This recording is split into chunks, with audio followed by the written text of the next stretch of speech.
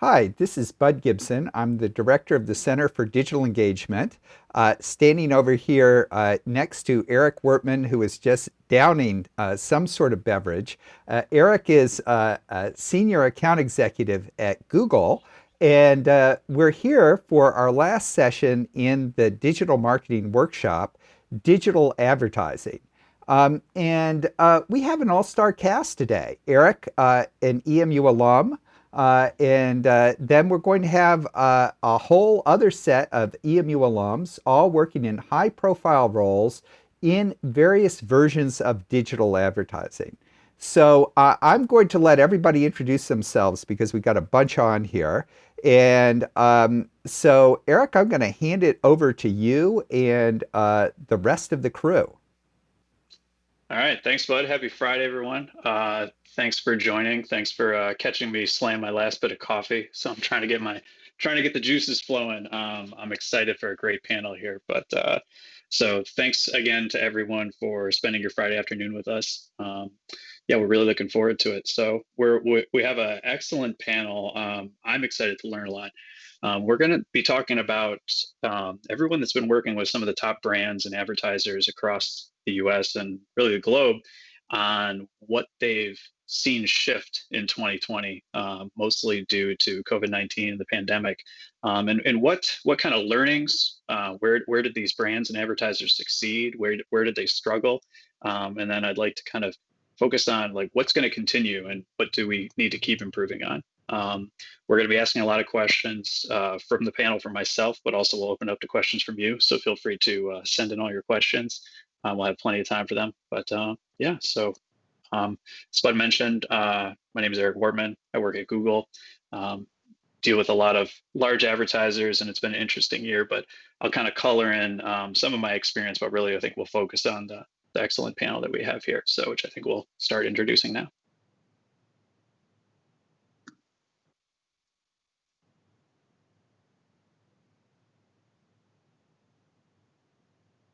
Sure. Yeah. Hey, everyone. Mike Consiglio. I'm the content marketing manager for news and entertainment at Facebook. Media partnerships really was just established to contribute products and business to power media partners, and create those mutually beneficial long-term relationships with our partners across news, sports, and entertainment. Prior to Facebook, I worked at several media agencies across paid search and paid social for clients like Chevrolet, Ally Bank, Apple, K Jewelers, Target, and SC Johnson. And of course, I would not be here or would have not made it this far without in my career without going through the classes that Bud taught.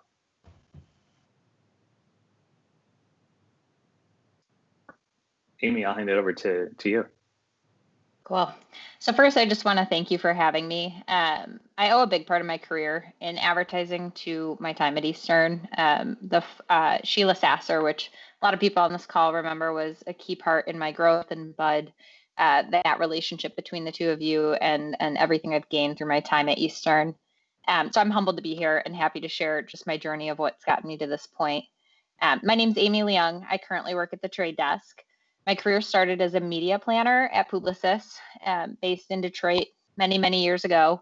After a few years, I shifted from the agency over to a company called Brightroll. So I chose to go very digital, programmatic focused, and Brightroll was a video DSP. Through that ride, Brightroll got acquired by Yahoo. Yahoo then got acquired by Verizon. So a little bit of a career journey through acquisitions, which led me to where I am today at the Trade Desk. So I work at the Trade Desk, which is a buy-side platform for advertisers, and it allows them to buy across all digital channels programmatically. So very similar to what I was doing at Verizon as well, but we are an independent buy-side platform. Nick, I'll kick it over to you. Awesome. Yeah, I'm Nick Woods. I'm a senior associate at iProspect. I work on the Cadillac account. I kind of started my marketing journey. I worked for a concrete company. It was like a small business. And then Bud convinced me to join the CD internship. And then from there, I was placed with a startup in Ann Arbor called Genomenon, which is just a biotech startup. And I worked there for about a year before transitioning to my current role in Detroit. And so right now I pretty much handle all the paid search for the Cadillac brand, and then other people on my team handle social buys as well. All right, pass it over to And Ian. All right, so my name is Ian Shirk. I'm the Vice President of Paid Media at Career Now Brands. We're a fun little startup that we've been going for 10 years now. When I started, it was a team of about 5 or 7 around there, and now we're close to 100. And so it's been a really exciting journey. The people that we focus on helping are people that are interested in getting into truck driving jobs, or finding their next truck driving job, working in warehouse roles, and then also helping people get into skilled trades. So we work with about 500 customers, some of which include like Amazon, Walmart, Coca-Cola, Domino's, and I could keep going, but there's quite a few. And within paid media, I oversee all landing page production, all ad creation. Have a team of around 20 people that really give everything that they've got to help our users. Great. Thanks, everyone. And again, thanks for being here. So we'll jump right in. I'd like to first touch on how have advertisers or the companies that you work with, how has their businesses changed? We know a lot more people are getting takeout, more contactless delivery, or contactless ways in general to interact with companies with brick and mortar locations. Mike, we'll start with you. Curious to get of all the interesting content generators you act with, how have they kind of shifted the content they're creating or how they're interacting with their customers? Just what kind of shifts have you seen recently? Yeah, so like you said, outside of media, there's a huge shift into e-commerce. We saw, Instagram shopping really take off this year. Obviously, we're all locked in and still looking to have a good shopping experience and, want to see what's out there. So in lieu of going to a retail store, Instagram shopping has provided a really great experience for people. I think the other thing with content creators is, even prior to COVID rocking everyone's world, it was those content creators were connecting with their fan bases, and they might have had some, in-person events here and there. What they've done now is really, tapped into their community, really communicate with their fan base on a more intimate basis, and just keeping them really close of everything that's going on, from the smallest content creators to the biggest musicians. Shameless plug, you can see Metallica do an all acoustic set tomorrow on Facebook. So yeah, it's been really powerful to see everyone tap into all of these tools, and really continue to hold that close connection with their fan bases. Sticking with you for a moment, I know you're probably personally speaking to Metallica every day, but how have was there a shift? Did it take some convincing to get some of these content creators to maybe let people literally into their homes? I mean, we're now very familiar with a lot more people's living rooms or office. Were people pretty willing immediately, or was it a little bit slow moving? I think I wouldn't say slow moving. Again, time is a little bit different while we're all in lockdown. I think especially for musicians, it was just the sense of, if their entire tour is canceled, they still have that strong desire to create and perform. And so, jumping on a live on any platform to perform a DJ set or do that music set for people, knowing that their fans are going to tune in and still want to see them perform. It's been really powerful to see. Yeah. So they're scratching the itch and hopefully, continue Absolutely. to give their fans what they want. Yeah.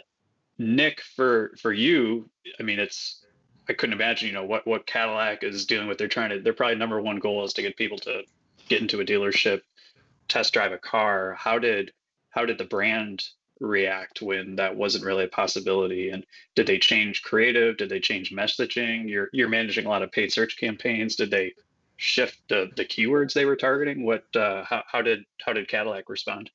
Yeah, so we actually have a service. It's called Cadillac Live, and it's pretty much a virtual showroom that you can just be at home and walk through, where you talk with an advisor, and they can show you different parts of a car. They can start the car for you. They can like pop the hood. So before COVID and everything, we made small plays on it, but it played a huge role as soon as COVID hit, because it was kind of like the perfect segue into getting people into this virtual dealership, because they were always on their computers at home. And then we really saw the demand was still there for these vehicles. Like it didn't really drop. And then we also use a lot of like Google trend data to see that, oh, people are actually starting to buy like CPO, which is certified pre-owned vehicles. So we have a lot of CPO campaigns where in the past we just kind of kept them on. We didn't really do a whole lot of like new things with them. So during COVID, we really like vamped them up, and then we put more paid behind them because a lot of the factories, as people know, like shut down. So these new cars weren't getting to these lots. So the only real solution was to start selling these like certified pre-owned vehicles. And so it was a huge play for us during the whole year. That's interesting. For good shout out to Google Trends, a free Oh, yeah. tool anybody can use where enter in a keyword or a search term and you can see the shift in volume. And so if you have a service or something that you could help a customer with, you can help gauge what the demand is and then the recent change. I think that's interesting that Cadillac was kind of already positioned. They didn't Yeah. know it. They didn't know they were prepared for a pandemic, but I've seen that a lot with advertisers where they were maybe slowly investing in something and then maybe through just pure luck or good foresight, Yeah. they all of a sudden had to dramatically accelerate investment in that. Yeah, for sure. It was probably mostly luck. I mean, we didn't really like do a whole lot of things with it. It was just kind of was there, but it was the perfect solution to a lot of our issues. So it worked out great. Yeah.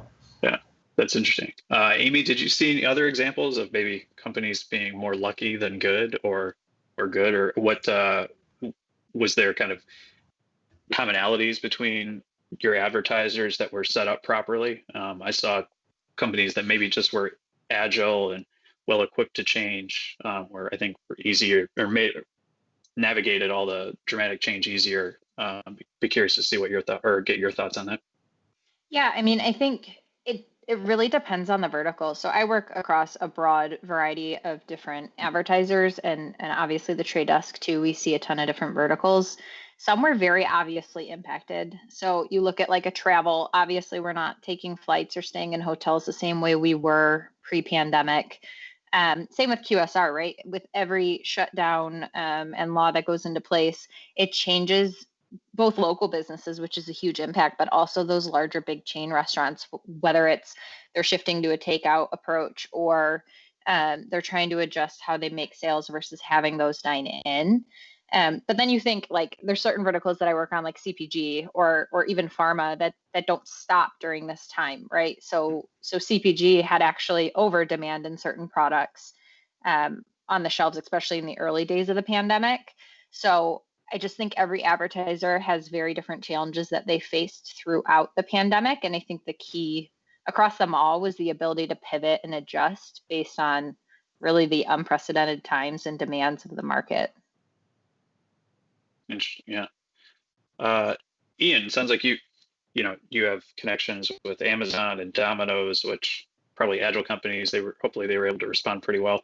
How did you see them respond in a certain way? And then when you're trying to reach them with your advertising, your digital marketing efforts, did you kind of shift in how you were presenting your company? Yeah. So I can't speak to the specific company's responses, but there were a few things that occurred that I found really interesting.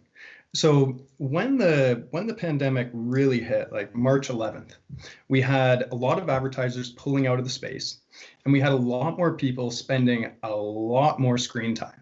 So what this did is it created a kind of a perfect storm where if you were able to keep playing in the space, your CPMs dropped and you could get much higher frequency within your target audience.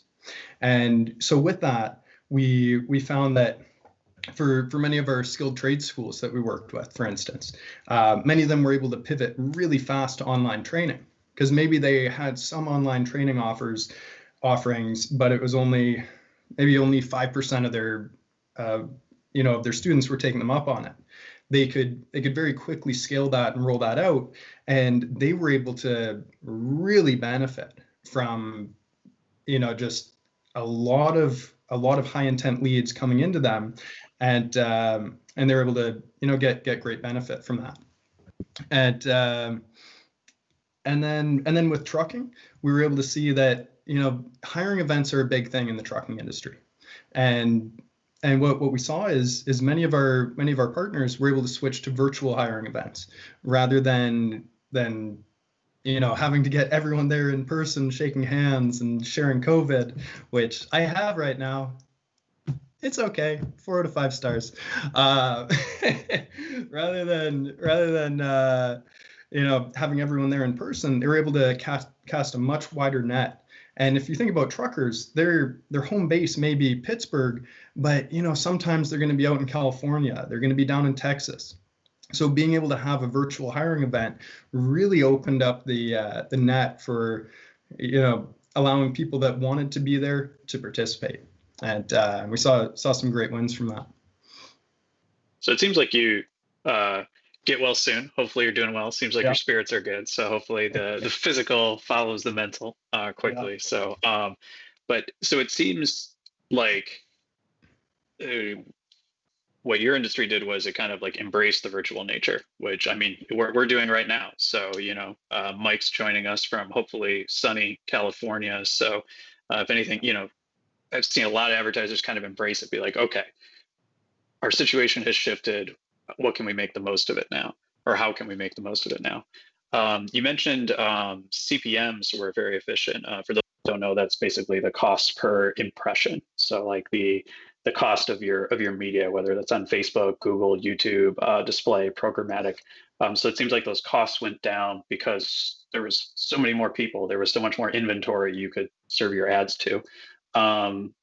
Maybe Ian and well, I guess everybody, did those costs kind of increase as we approach the election? I know there's, of course, we're going to talk about the pandemic. We're going to talk about the election here today. So we'll just quickly touch on it. But did those costs kind of increase towards the election? And then have they kind of shifted since with obviously less advertising dollars over the last week? This could open up to the group. It was so bad, guys. But come November 4th, it was awesome. But yeah, it was, at least from my experience, CPMs were through the roof. But I'll hand it off to anyone else that wants to speak to that.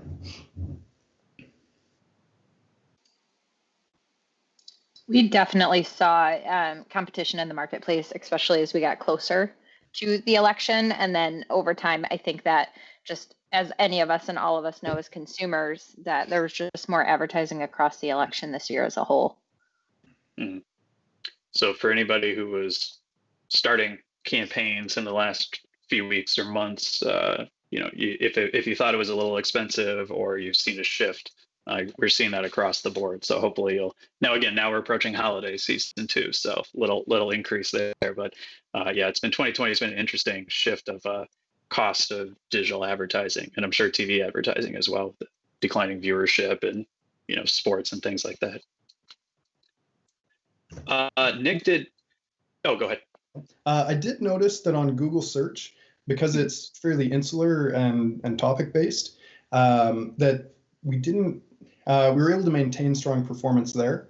It was more on display, social, any general audiences that we're serving on where we noticed the big hit. Interesting. Yeah. Nick, what was like a specific recommendation that you gave Cadillac that kind of shifted them throughout the year, really, whether it was responding to COVID or the election or just anything in the last few months, something that maybe other advertisers listening in could apply?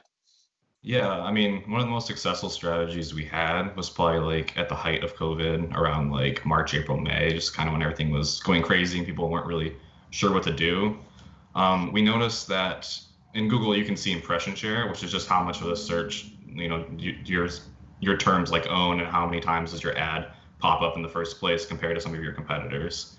And so we started to notice that a lot of our competitors were dropping down in these segment terms, which are terms like luxury SUV or just like used car, non-brand specific. And so we asked Cadillac, we have a really good relationship with our clients. So it was a very quick turnaround. We're like, hey, people are moving money out of these segment terms to support their branded content and protect these names since a lot of their budgets are cut. Like, what if we kind of do the opposite and go against these segment terms and kind of put our money towards there while still like keeping the minimum for our branded terms? And the play like worked out super successfully. We owned a ton of the impression share on these like very general terms where in a typical market it would be extremely competitive, but then during that time it was like a ghost town. We were like the only ones showing up in these searches, and so that was a huge win for Cadillac.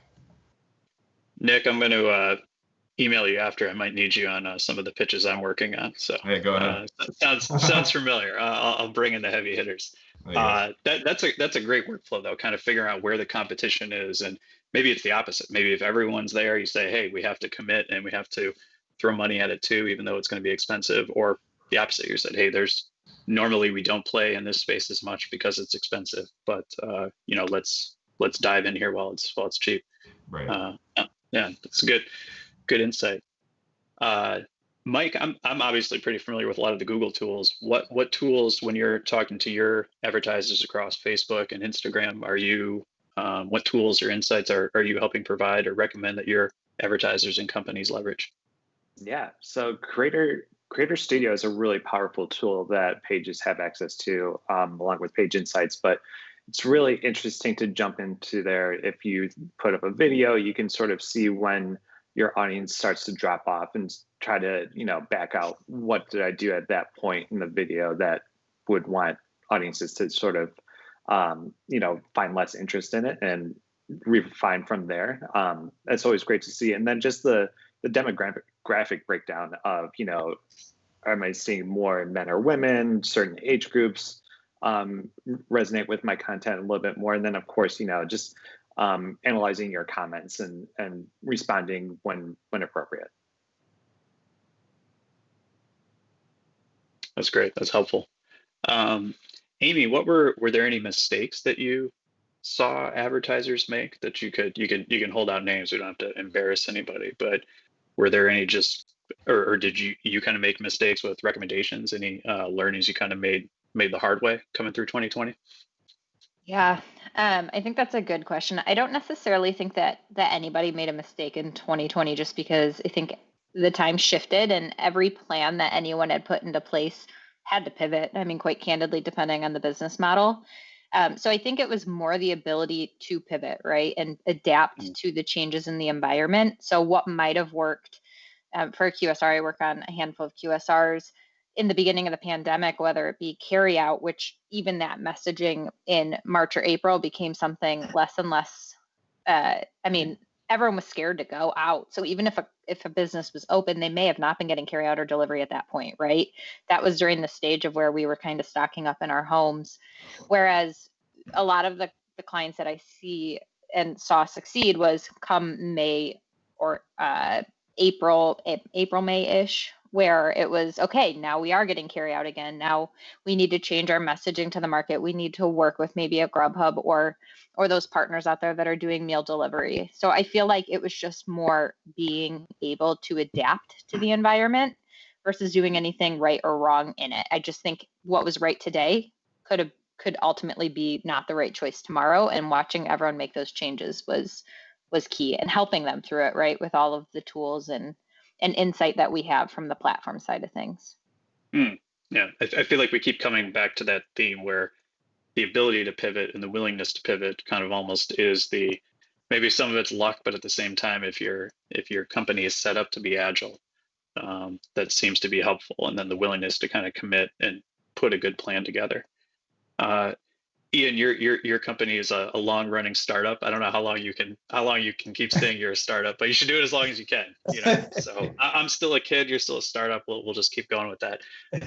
Did you feel like your company was set well to pivot? Did you need to pivot much? It sounded like you were very well versed in okay, we'll just do this event remotely and things. So did you feel that you were equipped to pivot and pivoted quickly enough? Yeah, it was, I'll be real, it was scary.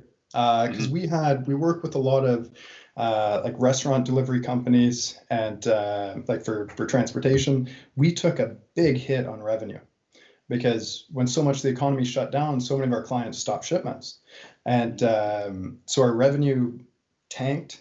And credit to our founders, they went down to zero pay. We didn't lay a single person off, and with that, we're able to maintain full production capacity. We're able to, and with that, we're able to update the accounts in line with client needs. A lot of our competitors weren't, and with that, we've now had like the last, I think, could be the last 5 months in a row, certainly the last 4 months in a row, have each successively been our biggest month of all time. And so it's been, yeah, it was a scary one, but yeah, we're able to pivot in line with client needs and, continue delivering value for the clients. Do you see kind of like, the remote, the hiring events or the group, do you see those, what do you see continuing? Fast forward, 2-3 years, if we get back to quote unquote normal, what are some things that you think you'll keep doing? Yeah, I think that with one, so remote hiring events they're great for the user because you don't have to be right there to be able to attend, get your questions answered, because everyone has specific needs for a job that they're interested in. So they've got their 3 or 4 questions that have to be answered, but they may not want to go through the entire recruitment cycle to get those answered. So I think that remote hiring events and this changing model where it's sort of forcing people to get familiar with Zoom, with Skype, with sort of remote access, that yeah, I absolutely see it carrying on 3, 4, 10 years into the future. I know we're kind of getting up to answering some questions, so make sure to send any of your questions in, but I'd like to really circle back with the entire group. Mike, get your opinion on what do you think is going to continue? Are artists going to tour less or do these little living room concerts from the road? Are we going to start seeing tour buses when people are actually out again? Yeah, I mean, I'm sure that especially the music space, once we're on the other side of this, concerts will resume. For the time being, across advertising, like Ian was mentioning, I can see a lot of us moving to permanent remote work. We know that, face-to-face communication, you get such a high signal from that, from sitting down with someone and discussing something instead of seeing all of you in these little boxes on my screen. And, getting that immediate reaction. I can still see, that remote work. And then if you need to, trying to travel to meet the person that you need to meet with you in person. I think a couple of other things, I can see a lot of companies continuing to lean into social good and social justice initiatives moving forward. We saw such a huge impact from that from this summer. I think it's going to continue and hopefully drive some really positive change. Yeah, I think it seems like adapting, figure out what works, figuring out how to adjust your creative, adjust your messaging. So using tools to figure out what people need, how to reach them. The messaging seems real important. Amy, what do you think will stick around, or what do you hope your advertisers will continue to do? Yeah, I mean, I think we're definitely going to face a new normal. I think what was normal before is something we're not necessarily going to see as things do reopen. I think that for the Trade Desk in particular, and a lot of my advertisers, we've seen a huge shift from like traditional linear TV to CTV. And it's really accelerated throughout the pandemic, I think faster than the industry expected. So I don't see that stopping. I really see that continuing to be a shift and a pivot, whether it's cord cutters or the younger generation who may have never even had cable to start. So I think that's a really key thing. And then I think just in general, I hope and expect advertisers to keep demanding more, right, with their partnerships and their relationships. So asking for more data, asking for innovation, inquiring about interoperability, and transparency at the end of the day. Like just having that visibility into what they're buying and their partner base, especially from an advertising perspective. Yeah. Nick, what are you going to use kind of the digital showroom to continue to get Cadillac to stay on top of things? Or it seems like, they might have been a little bit lucky, but maybe you can encourage them to continue to innovate. What do you want them to continue to do moving forward? Yeah, I think there's definitely huge plays with Cadillac Live, and that's in a lot of like right now we're planning 2021, and that's kind of like the top thing right now is just how can we expand on this? And obviously there's a huge emphasis on digital just going into the COVID era. And I think before digital could be sometimes a hard sell. Like a lot of the times it was like the first thing to get cut, or it's hard to explain to somebody when you're trying to get something approved. So I think just during these times, it's really proven how fluid we can be with our digital strategies and how quickly we can like implement them and kind of react to what's going on in the market. Mm-hmm. Did anyone, Amy, you mentioned a lot of, CTV, so connected TV, so people watching things through Apple TV or, a Roku or a Chromecast or anything, that people are watching a lot more content there. So whether it's, a YouTube and Netflix or anything, they're not going through their Xfinity Comcast cable box. They're going through the connected TV more. So people are kind of viewing maybe the content that they used to on a mobile phone or a laptop now on their TV screen. Has anybody changed? Like, have we seen creative change? So are they, creative was optimized more towards mobile, or hopefully advertisers were optimizing creative more towards mobile. Now we see it optimizing towards CTV. Has anybody seen advertisers optimizing creative for the moment? Like, did they change messaging, maybe less of a call to action, more of a, we mentioned social good. How have they shifted creative and messaging over 2020? I'll open that to the group. Oh, go I would ahead, I would absolutely say across my brands, we've definitely seen the compassionate people side of things, less so going towards a direct response, but more of the larger good. And I think that speaks to just brands, right? And the fact that they are ran by people and there is that direct connection of what all of us as consumers were going through. So definitely, I think that there was a shift this year, probably a few times, to be honest, again, based on the demands and kind of the state of the world. Yeah. I put little masks on our cartoon ads. I thought it was great. There you go. Just play the hits. Do the obvious thing. Just do it right. There you go. Yeah.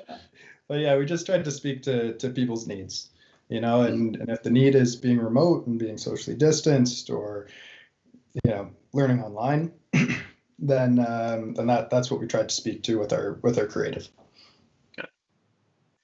Nick, I know creative turnaround, I'm sure it's super, super fast when it comes to General Motors and Cadillac. That's a joke for anyone who's not worked in automotive, but were they able to kind of shift creative, or did they? Yeah, so I think just like kind of going back to our clients, they realized that like during this time we have to respond to things way faster than we typically would. So a lot of our creative agencies just kind of like kicked it up to high gear, and then there's a lot of messaging around COVID deals that we had. So we were giving discounts to like healthcare workers and teachers, and also offering different programs that we advertise on our social media about like kind of pushing back those like loan payments on the cars just to help people and kind of prioritize like food and home payments before you got to your car payment. Got it. All right, I think we have a lot of questions coming in. So, Bud, help us speak to the people. Sure. Yes, we do have quite a few questions, and we're going to try to get to everybody. So we may not, though, but we'll at least get to the topic of everybody's questions. So our first question comes from a Gabby Giannuzzi Paul, and Ian, I think you may know her because she seems very familiar with things that are going on at Career Now. And she says, Ian, you say that an informed prospect is a quality prospect. What are your strategies for ensuring that you properly inform your prospects?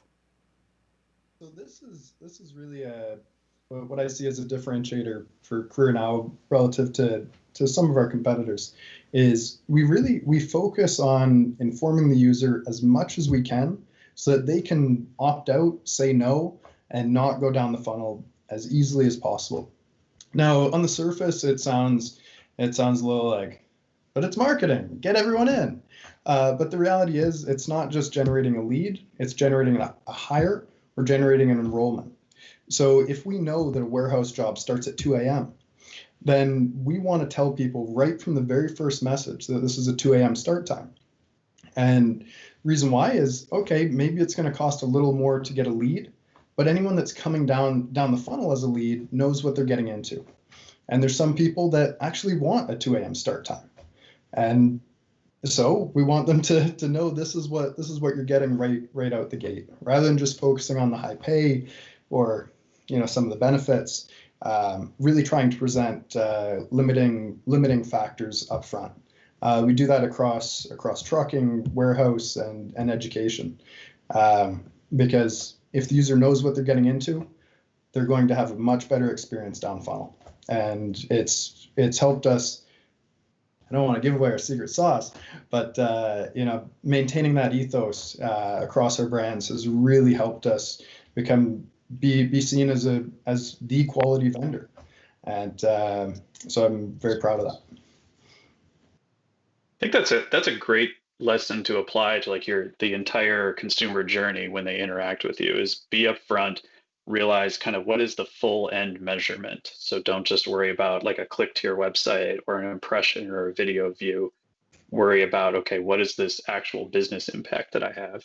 And if it's more valuable to pay more for that impression or click because it's going to drive more business, focus on that as opposed to just, each individual metric throughout the journey.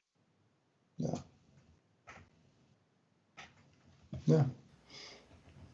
Okay, great. We have a question also asked early on by a Sean Preston, and it's actually generated some back and forth. We have a student in the audience who was offering to help, so always good to see interaction between the audience members, but I'm going to throw it out to the group. Okay, and I have some thoughts about what an answer might be, but I'd really love to hear it from you guys. I sell t-shirts online, but can't seem to get over the hump. My t-shirts are dedicated to my hometown. Any advice? And I would say take this question creatively, okay? And I'll leave it over to you.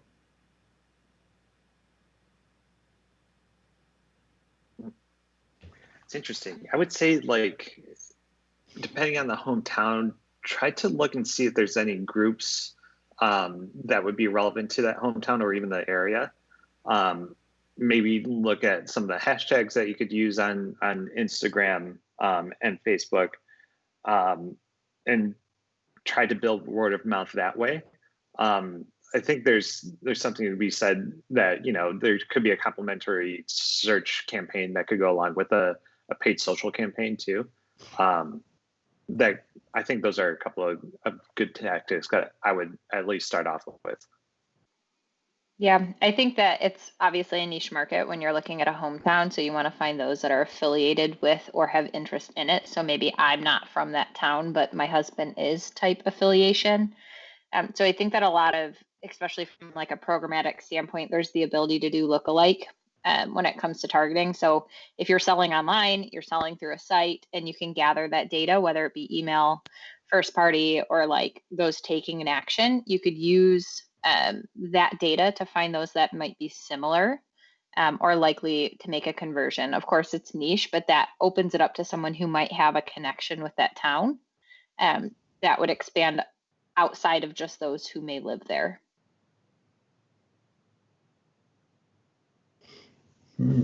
I'd say can the hometown t-shirts, figure out stuff that's like hot and fun and it's happening right now. And if you can turn stuff around quickly, well, if there's some little news blurb that comes out or some little hot topic, capitalize on that right away and print them up right now.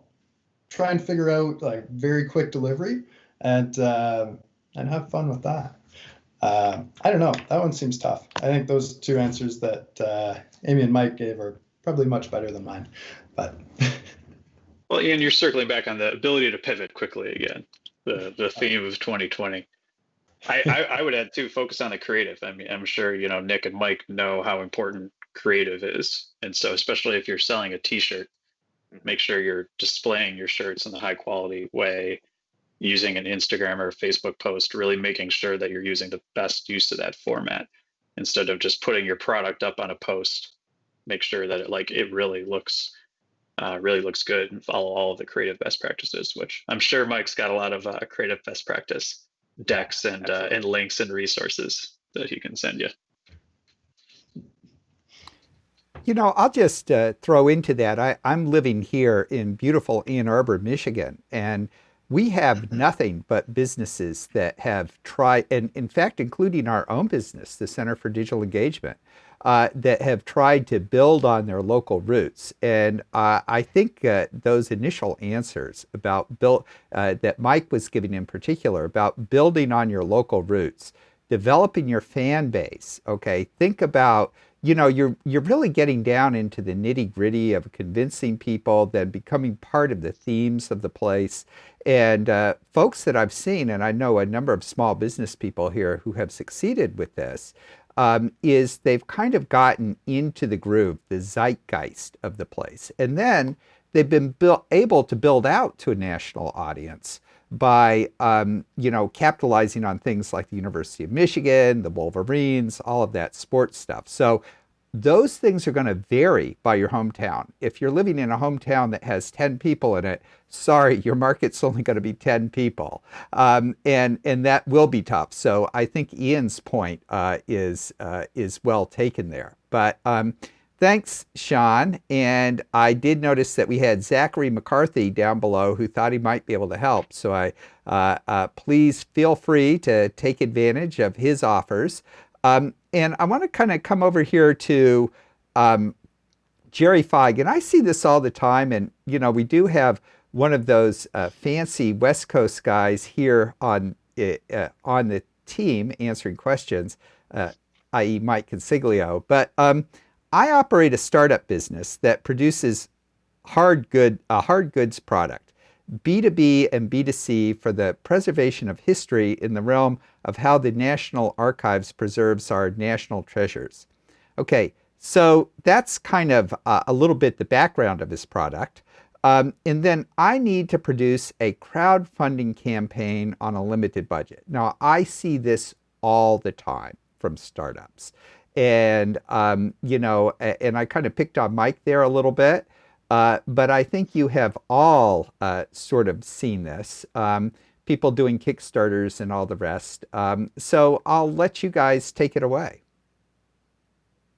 Yeah, I'd say for that, what I would do is see if there's a video or at least a post that you could create where you're explaining, don't come out of the gate with, this is the product, we need to raise money for it. Show an example of the story and the journey that someone took of, they found this thing in a field, they didn't know what it was. They found out that, it was this historic Civil War relic. And they were able to take it, restore it, and then, preserve it in a museum or something like that.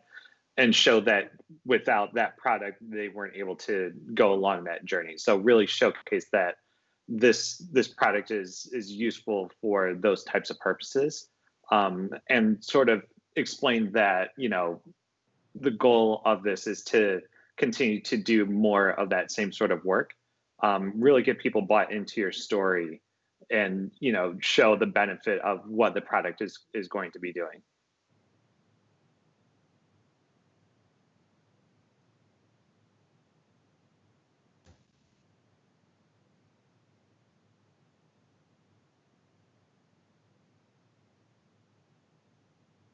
I think, and then any promotion, any sort of, whenever you're on a budget, figure out a cheap, efficient impression. So some way to reach a lot of people, but for not a lot. And hopefully you're maybe paying pay-per-click, so people that actually engage with the ad, regardless of what platform it is, figure out the way to get the most reach and let people kind of self-qualify, similar to what Ian mentioned, how let that, have all the information up front.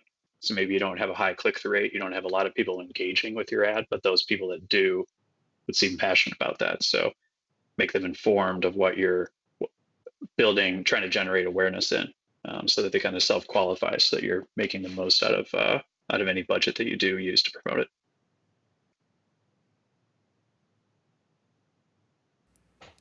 Okay, well, Jerry kind of came back and said, "Thumbs up, Mike."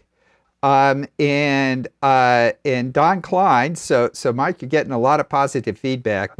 We're trying to bring at some stage we're going to try and bring Mike back to Michigan. He started out here and then slowly started to stray west. He may be permanently there, but we can always give it the old college try. And then Don says, "Great point, Mike. Stray from the mansplain. Speak to the experience and story to showcase the importance." And, I'm going to throw in on my end here with the Center for Digital Engagement, where we we're constantly trying to convince people, particularly students, to come do our internship or folks to come to our events. I can stand up there and talk until my face turns blue, but it's really great to get other folks who have had good experiences and, sometimes bad experiences. Speaking to Ian's point earlier about, you want to qualify people, so make sure they know the bad as well as the good, so that they can self-select. And I get those folks up there, and, it's actually increased our recruitment. So you feel ownership, but it's good to kind of back off that ownership and let others step in, because they can often be more effective. So I want to kind of come back here, and we've got, wow. Oh, well, this is actually a great question, and I had sort of missed this one. It helps to scroll. It's a long question. Okay, and it's a question for everybody. What time frame are you planning for? And I think that's been a real issue for everybody. It seems like things can change week to week. Is it realistic to plan for the next 6 months, or are you investing more time in being flexible for unknown challenges over the next few months? Well, Thomas, this is a fantastic question. Is there any platform that you have noticed a significant performance improvement on during COVID? And as it turns out, full disclosure, I work at Career Now Brands with Ian. So it's an Ian plant, but I still think it's a great question for everybody. So Great, Thomas. Okay, I won't answer this one. well, no, we'll have you answer last, but we'll let everybody else chime in, because I think it's very good. 6 months or being flexible over the next few months, and anything where you've seen performance really improve. And I think we heard a little bit of that earlier. So have at it. I mean, I personally think that's a loaded question, because I think it's always in a business's best interest to look at like 30, 60, 90-day strategies. So you should always have that. But it goes back to the word pivot, right? Like, you should be okay with change. You should be okay with it pivoting. You should be okay with having to revise the 60-day mark. But I think that when you're looking at a successful business model, you definitely always want to be looking ahead and maybe looking at the trends and trying to understand where to go next. Of course, this year that has been a very hard thing, and we've all probably pivoted 10 plus times. But I think being prepared for what could come makes the pivot easier. Yeah, I kind of agree in the same part, because especially with like General Motors, it's this huge corporation. So typically what we're used to are these like giant 6 month to like a year plans with little things in between on a timeline. But just with COVID and everything, we had to go down to like 3 months, and then things weren't changing or they're getting worse. So now we're down to a month. And it makes it even harder right now. We're planning for 2021, which is the entire year, but we don't know if there's going to be some kind of cure where the coronavirus is going to go away. It seems like it's getting worse right now. So I think just keeping it at a low basis, like month by month, it will keep you safe. And then I guess any recommendations from our end, we always have a plan B. So if it goes up or down, we have a plan of what to do next. I would say plan for your busy time too. So if you are, retail, regardless of what you're out, it might be June, but you're still planning for Cyber Monday, the holidays. So I be actually agile, but make sure to plan for your busy seasons. I actually think that's an awesome point, Eric, too, because when you look at right now as a perfect example of Black Friday sales, you can see all the retailers have pulled everything forward, knowing that the logistics side of things is going to be a lot more challenging in this holiday season. And I'm certain that that may have not been a consideration in April, but as time went on, that became a very apparent thing that the companies needed to consider.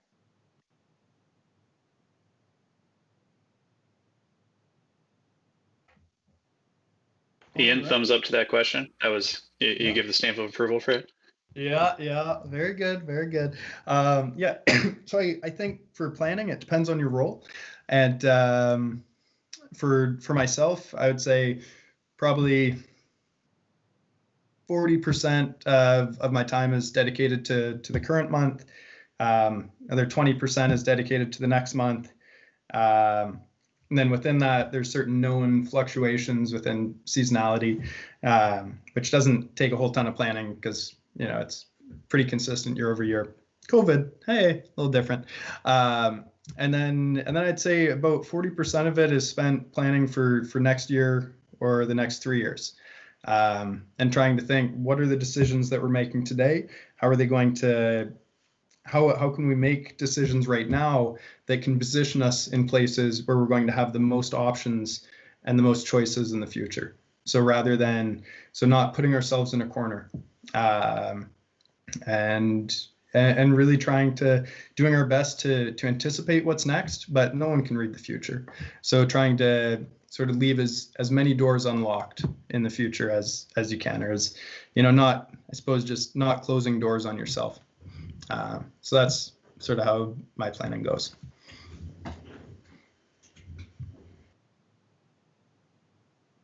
Great. Glad, Ian, that you got to the point of being forced to answer Thomas's question. Hopefully, this doesn't have negative repercussions on you in the workplace, Thomas. He's not like your boss, so is he? Okay. No, maybe someday. All right. All right. So I want to throw up now we also and we've been having this throughout the weekend, so I want to bring this in. We have people who I would say are fairly sophisticated at all of this and understand digital, and then and they're really into it. But then we also have a strong audience in people who are providers of services, and they used to make it along. Having a storefront or interacting with a group of people that they would go meet with and work with them in a physical location. And now suddenly they're finding themselves in this new world of digital. And what do I do? And we've had one week-long contributor to the conversation, more than one, but she's been pretty persistently there, Vicki Math. And she asked this of Eric, but I think it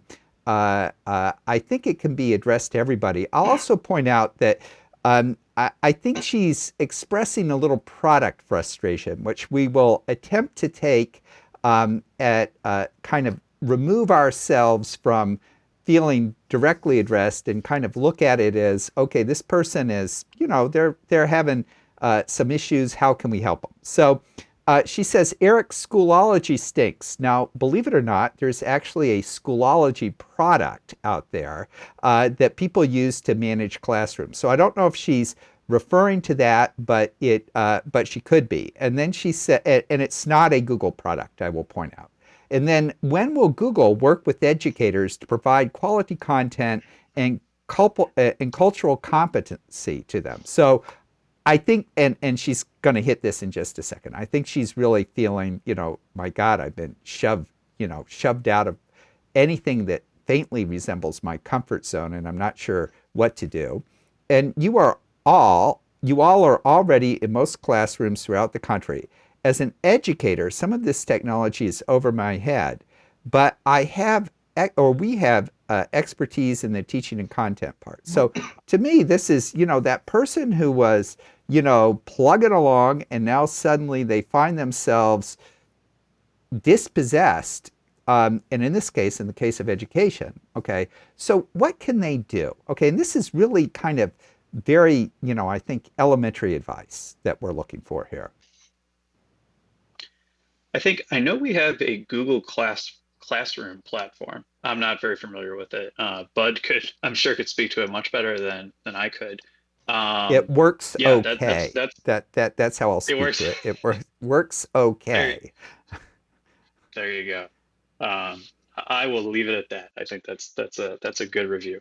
Um, yeah, I wish I had a good answer for you as far as content and everything. I do know that, you know, there's never underestimate the the likelihood that there are a lot of other people that are having your same issue and are probably talking about it, posting about it, or sharing content to help you address that issue. So number one, search around for people. So use Google search to look for where people are talking about this, what articles are available. YouTube is obviously a great learning platform. So YouTube is basically number one, it's music. Number two, it's video games. Number three is sports. Really, number four is how-to videos and just all sorts of education videos. We back in the day, you would buy the Bob Vila books to, learn how to fix your house. Now you can just go to YouTube. So I'd be curious to see if there's anybody. I would anticipate there's a lot of, a good community of teachers and educators that are sharing content there. I'll let Mike jump in here too. I'm sure, Yeah. Facebook groups, there's got to be a lot of other content there. So, Yeah, absolutely. There's so many different communities around every interest, but especially around teachers, and especially as teachers have been forced to go into remote learning. I think one of the things that would be beneficial for students is to, live teaching is great, but I would also recommend putting them up as recorded so students can come back and watch it again, just to make sure that they're not missing any of the information in some sense of the matter. Like if I was a student, I would find that really beneficial to make sure that I'm fully understanding concepts and can rewatch parts of a lecture. Just to add to that, not solely as a parent. I mean, I have two young children, and I think the first thing is just thank you. Thank you for working through it and figuring out how to teach in this ironic and unprecedented time. I think the empathy side of a lot of us is everything we've done has had to turn into remote meetings, remote pitches, remote conversations. It is definitely not the same as teaching. There's a lot more that goes behind that and engagement level. But I think that the way to interact through like a Zoom or Skype does give a lot of benefits, right? Recording, interaction, and just trying to use them the best that you can through like the presentation mode and the interaction modes is a big part of just what we have to do today. Is it ideal? Probably not. I mean, my son's 3 years old and he's not going to sit in front of a Zoom all day. So I've seen a lot of my educator friends just make it creative, make it entertaining to keep them engaged. But I mean, there's just no doubt that it's such a challenging time for teachers.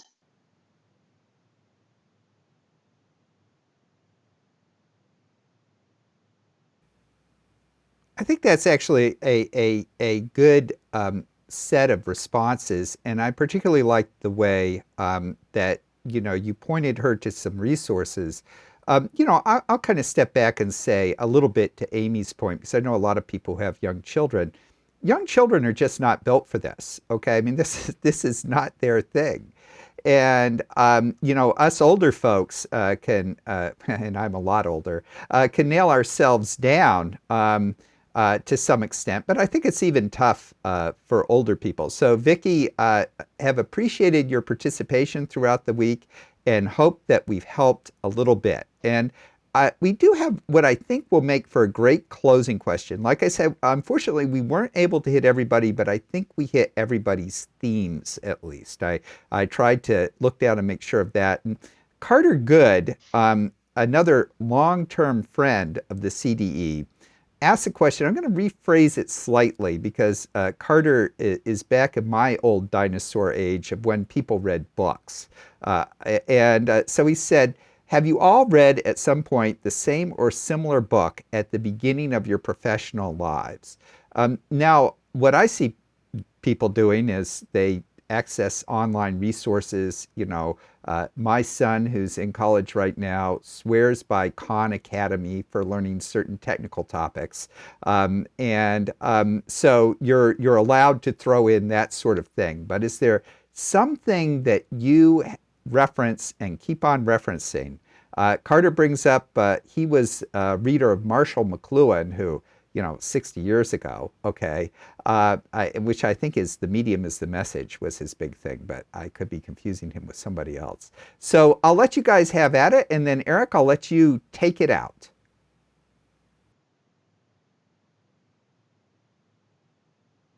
All right. Well, two books that were transformational for my developing as a marketer. One, Bud gave me, or rather, Bud told me, Ian, you should go buy this, and I did.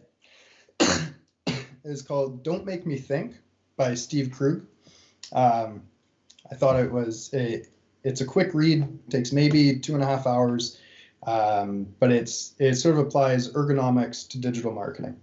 And then another book that actually I got when I was 10 years old. It's called The Design of Everyday Things, and it's all about ergonomics and the importance of designing. It's really more about products, but the importance of designing products in a way that naturally complements the way that humans innately want to interact with them. But it's a very, very thoughtful deep dive into it, and I applied a lot of those lessons into digital marketing. So those for me were the two sort of foundational pieces. Yeah, I think this is an interesting question because, especially being on the digital side of things, there's certain books that are very situational that going back to makes sense. There's others that are, the times are changing and what at least I do professionally. But Radical Candor by Kim Scott is a book that's actually, I read it and then she released a new one. So I read the original version twice, and then she released a new edited edition. And I've read that one just because it spoke very closely to what I do in my role. It talks about leadership, talks about being honest and being open and vulnerable with your team. And then not related to rereading it, but I've been reading Dare to Lead by Brene Brown. And she's also written a couple different books, but that one's very impactful. Again, coming back to being vulnerable and honest with your team. So it's more so than what you do in your day to day, but it's that people side of how we interact and grow.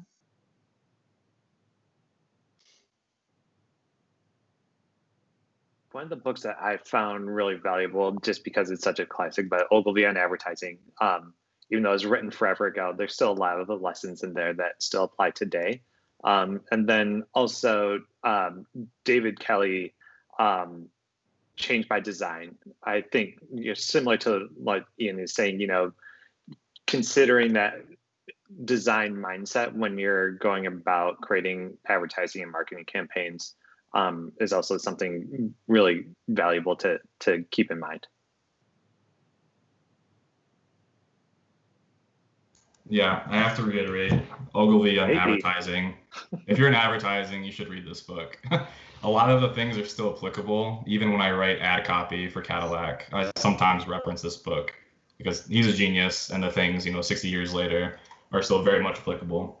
And then if you want to get into the auto industry or interested in the auto industry, especially marketing and advertising, Lee Iacocca. He's, he was an executive at the big three, and he pretty much turned each one around during his tenure there. And he has a lot of good tips. He has 2 or 3 different books, and I've read them all, and they're great.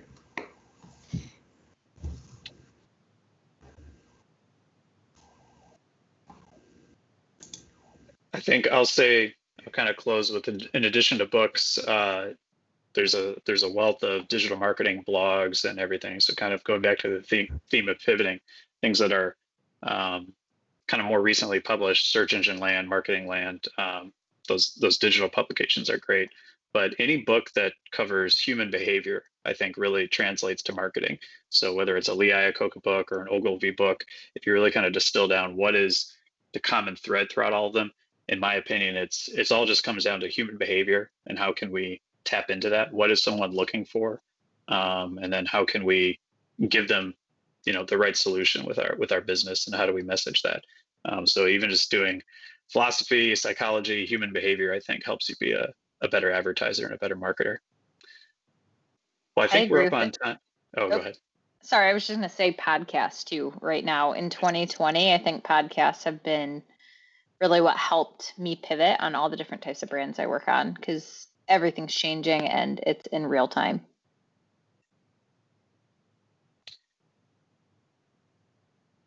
Well, I think we're up on time then. So thanks for everyone for joining. Thanks for everyone for sending the great questions in, and letting us kind of come to you through your laptop, or whether, I don't know, probably no one's on their connected TV. So thanks for hanging out with us via your laptop. So appreciate everyone being with us.